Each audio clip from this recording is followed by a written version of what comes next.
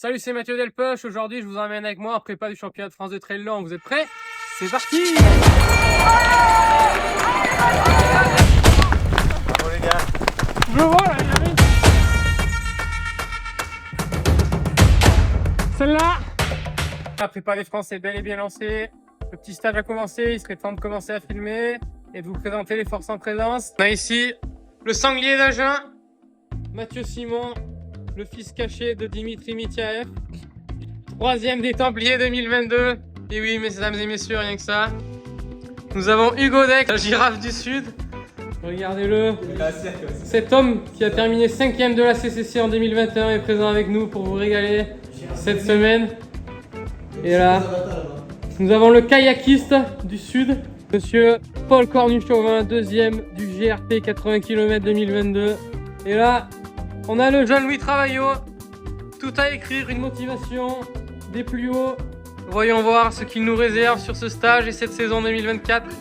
Et voilà, je vous emmène dans les coulisses de cette prépa. Là, alors qu'il y a des choses dans la baraque. J'espère que le propriétaire du Airbnb va pas regarder la vidéo. Le modèle femme, c'est bien mignon, mais quand tu mets la ceinture. Donc là, on est en train de mixer la purée. Mesdames et messieurs, bon appétit. Mettez dans les commentaires une note de ce plat de 1 à 10. Vanille chocolat. C'est un fond de glace qui a fondu. Et la truffe. Ouais, tu vois la truffe, c'est super bon. On met du paprika parce qu'on n'a pas de truffe. Oui. C'est parti pour 40 km. Voilà, le tracteur est en marche. Un peu frisqué ce matin, puis les baronnies. Bon, j'ai rien à dire ce matin. Ça arrive des fois.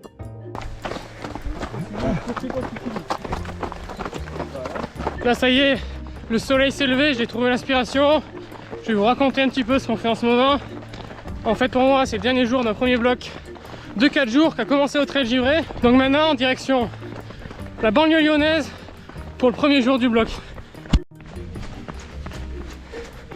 Ce matin, on est à Montané pour aller chercher la qualification au championnat de France de trail avec le Trail Givré, donc qui est étape obligatoire. La FFA a annoncé en octobre ou en novembre qu'il y avait des courses qualificatives à terminer pour pouvoir participer aux France.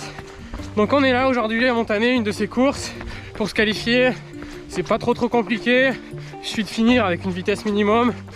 Normalement ça devrait aller. Vraiment l'objectif aujourd'hui c'est juste de se qualifier. C'est un parcours très roulant, aujourd'hui on est sur 25 km et 600 mètres de dénivelé sur des pistes larges, vous voyez. Il y aura un peu aussi quelques singles un peu glissants, mais c'est vraiment pas du trail de montagne où j'ai mes qualités. Donc aujourd'hui, même si je le faisais avant, ça serait très compliqué de bien figurer. Et mécaniquement, je suis pas hyper adapté pour des courses aussi rapides. Alors j'ai fait quelques séances de tempo pour un peu habituer les mollets à courir plat, à courir à plat et à courir assez rapidement. Mais franchement, je pense que ça serait un petit peu risqué à cette période de la saison de le faire à fond. J'ai vraiment envie d'enchaîner directement sur le travail qualitatif en stage. Et j'ai pas envie de devoir prendre quelques jours de récup pour que mes mollets se remettent de la séance qu'on va leur mettre. Donc voilà, aujourd'hui on est là en touriste. Il y a un niveau de dingue parce que c'est une des seules manches qualificatives en Auvergne-Rhône-Alpes. Et aujourd'hui la spécificité, je fais un petit test pour vous. Je vais tester, j'ai mis 2 montres aujourd'hui, une à droite, une à gauche. À gauche et à droite, c'est l'inverse. J'ai mis 2 montres et en fait il y en a une qui est reliée à une ceinture de fréquence cardiaque que j'utilisais depuis quelques mois, qui marche très bien, donc je suis assez satisfait. Et sur l'autre, j'ai mis le FC au bras de Coros. Et donc l'idée, ça va être de comparer un petit peu les données sur ces 2 montres, voir si les données sont concordantes. Allez, moi je finis mon échauffement, je vous emmène sur cette course. Et puis après, on analyse tout ça. Et pour vous, c'est maintenant. Tom est venu en vélo. Hier, il a fait 180 bornes. Aujourd'hui, il va écraser le trail.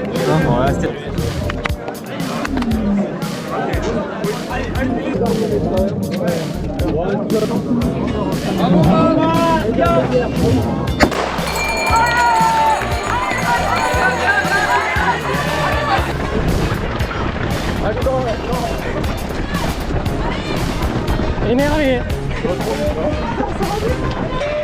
Le cross de Montané, c'est parti. En vrai ça déroule là. On bloc hein. Les abonnés sont là, attention. Top 10 au hôpital. Là on est plutôt 60 quand même. Voire 70. Mais moi je suis venu faire premier Cantalou. Fais gaffe. Je peux pas jouer l'ego.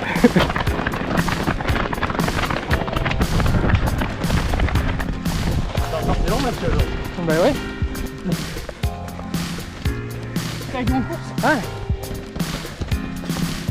Merci Kiss Kiss Bang Bang, vous voyez j'ai même des caméramans avec des dossards maintenant.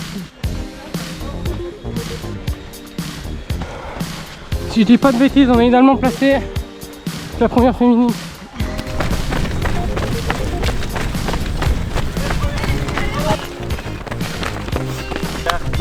Je vois là, il arrive. Toujours là, avec le Thomas vitesse. On va passer la mi-course maintenant. On doit être à peu près 75-80.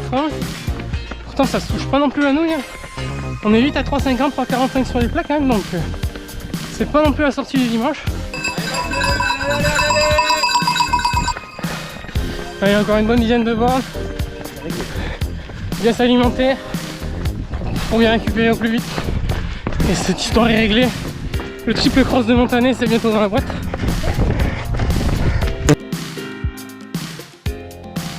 On arrive au semi-marathon. Les jambes sont quand même un peu entamées, mine de rien. Ça continue de courir.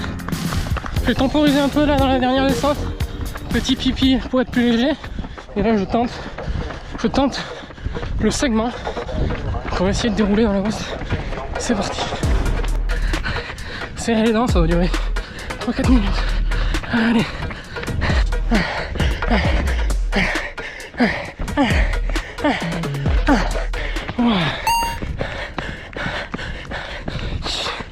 Oh, ça calme.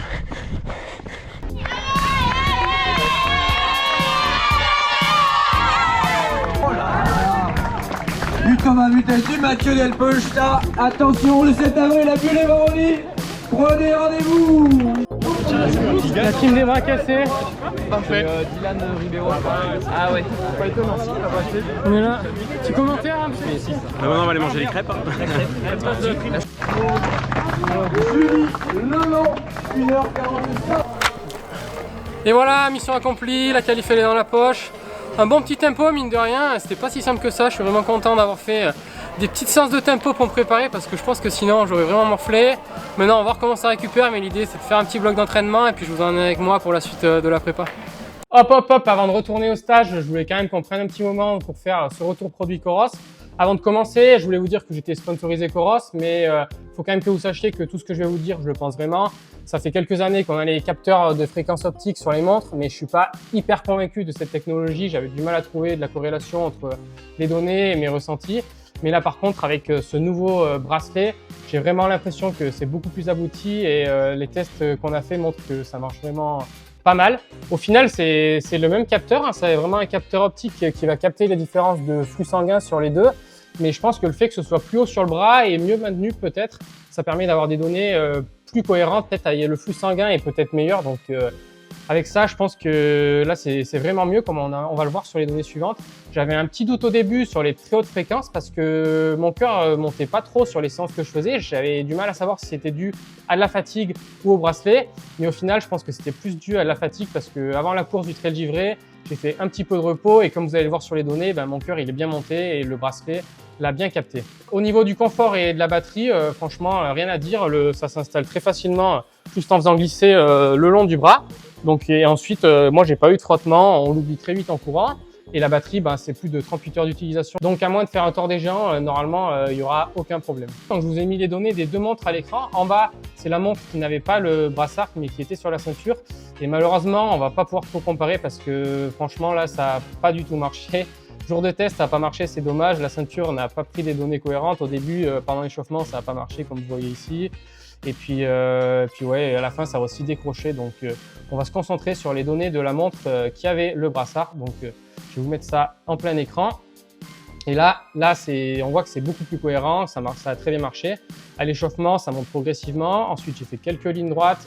où on voit que ça monte jusqu'à 150, mais j'ai pas fait un échauffement hyper poussé puisque je savais que j'allais faire une course en contrôle. Et là, si on zoome sur la partie de la course, jusqu'à cet endroit, on fait un petit zoom.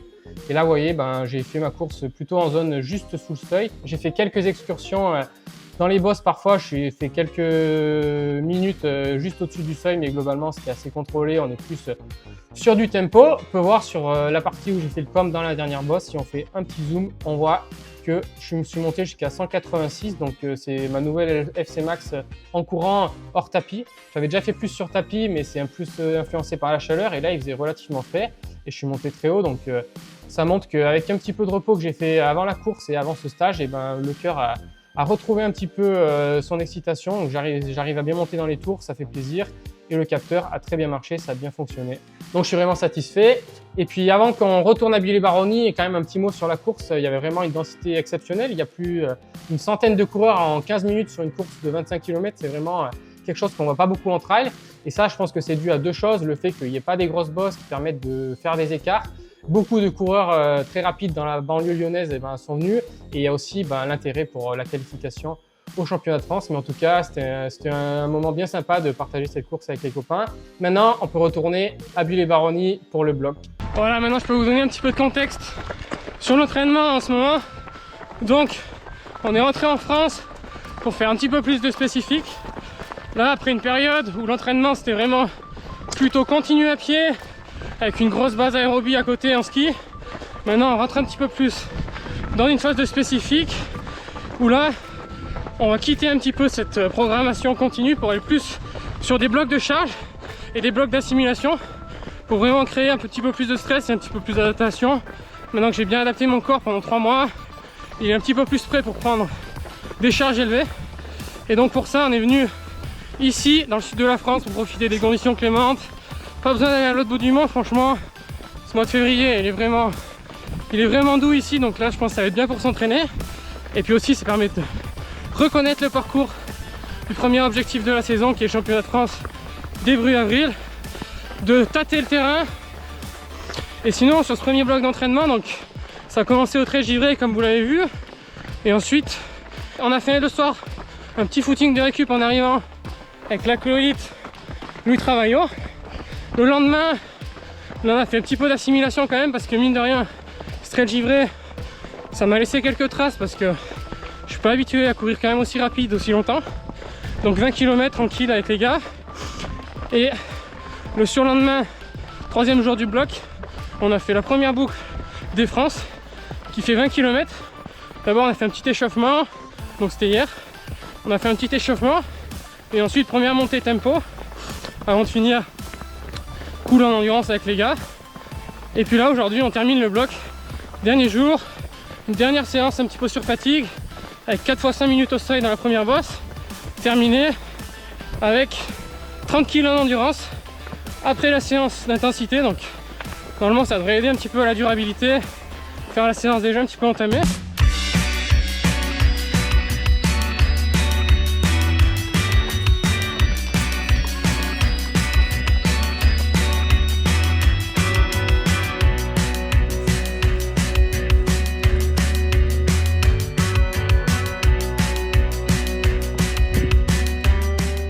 Point culminant du parcours, 1360 mètres.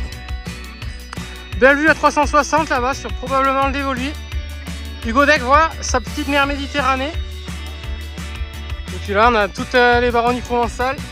Le moment touche juste derrière la butte, là on le voit pas malheureusement. Puis les baronnies là-bas derrière. Pas dégueu. Puis cette petite bosse au milieu du parcours là sur le profil, on la voit pas trop mais Louis Trav il l'a senti passer quand même.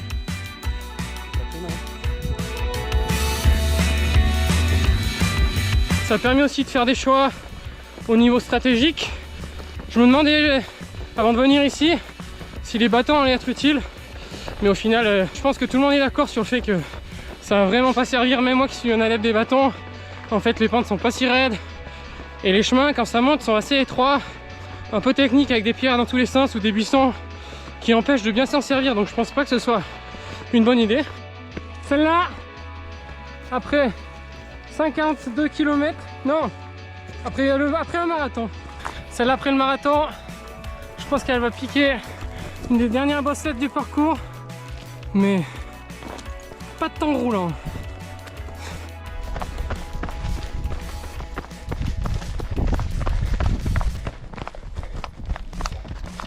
La petite endurance active après 25 bornes, ça déroule.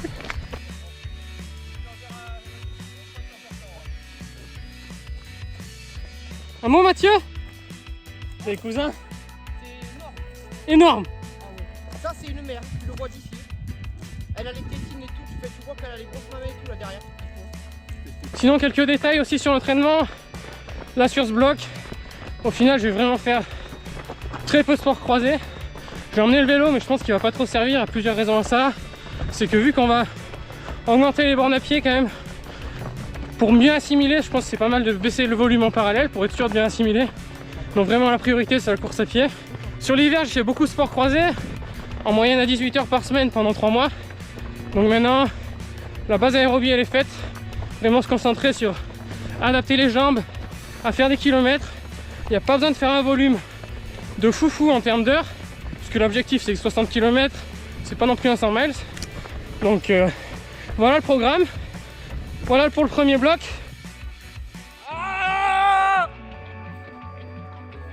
Voilà des broussailleuses, il va falloir la sortir les gars du trail drum. Ça jeune. Ça Forge la canne. c'est long hein. Ouais.